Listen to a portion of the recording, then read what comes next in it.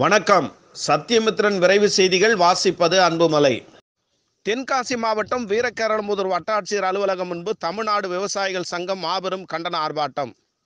தென்காசி மாவட்டம் வீரகேரளமுதூர் தாலுகா அலுவலகம் முன்பு 9/2/2024 வெள்ளிக்கிழமை இன்று காலை 11 மணி அளவில் மத்திய மாநில அரசுகளை வலியுறுத்தி காட்டுப்பன்றி வனவிலங்கு பட்டியலில் இருந்து அகற்றக் கோரி தமிழ்நாடு விவசாயிகள் சங்கம் ஆலங்குளம் வீரகேரளமுதூர் தாலுகா பகுதியைச் சேர்ந்த விவசாயிகள் மாபெரும் கண்டன ஆர்ப்பாட்டம் நடத்தினர்.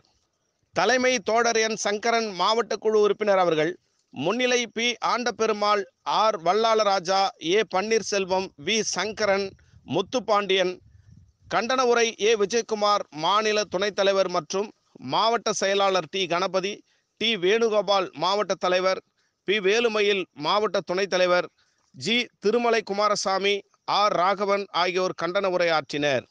மத்திய மாநில அரசுகளே விளைநிலங்களை அழிக்கும் காட்டுப்பன்றிகளை வனவிலங்கு பட்டியலில் இருந்து அகற்றிவிடு, வனவிலங்குகளால் பாதிக்கப்பட்ட பயிர்களுக்கு நிவாரணம் பெற விவசாயிகளை பல துறைகளில் சான்று பெற அலைக்கழிக்காதே என்பது போன்ற கோரிக்கைகளை வலியுறுத்தி கண்டன கோஷங்களை எழுப்பி ஆர்ப்பாட்டத்தில் ஈடுபட்டனர். இதில் ஆலங்குளம், BK புதூர் தாலுகா பகுதியைச் சேர்ந்த ஏராளமான விவசாயிகள் பெரும் திரளாக பங்கேற்று கண்டன ஆர்ப்பாட்டத்தில் ஈடுபட்டனர்.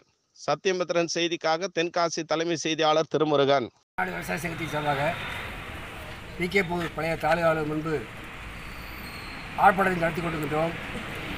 ஆர்ப்பாட்டத்தின் கோரிக்கை என்பது BK புதூர் பகுதியில் உள்ள பல்வேறு கிராமங்களில் விவசாயிகள் வந்திருக்கிறார்கள்.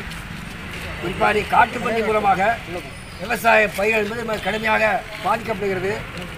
அவை காட்டுப்பன்றியை வனவிலங்கு பட்டியலிலிருந்து எடுக்க வேண்டும், கேரள அரசாங்கத்தை போல் எடுக்க வேண்டும். தமிழ்நாடு சர்க்கார் அதற்கான உத்தரவாதத்தை உருவாக்க வேண்டும் என்ற கோரிக்கையை நாங்கள் வைத்திருக்கோம்.